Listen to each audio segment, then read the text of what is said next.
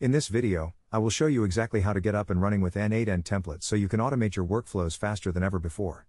To begin your journey, navigate inside N8n and click on the Templates option located in the left-hand sidebar menu. This action opens up a comprehensive built-in marketplace where you can browse through hundreds of pre-built solutions.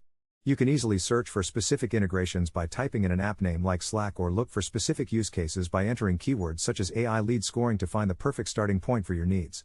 Once you have imported a template, you will likely see a few nodes showing warning icons, which simply means they need to be connected to your own accounts. Double-click on any node showing a warning message, whether it is for Gmail, Slack, or Notion.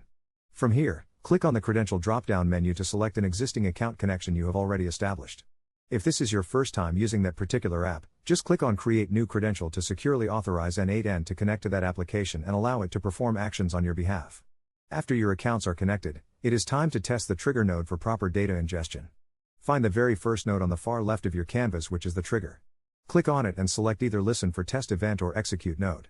Doing this pulls in real sample data from your account so that all the downstream nodes will know exactly what data fields are available for use. Finally, you need to verify your parameter mappings for complete customization.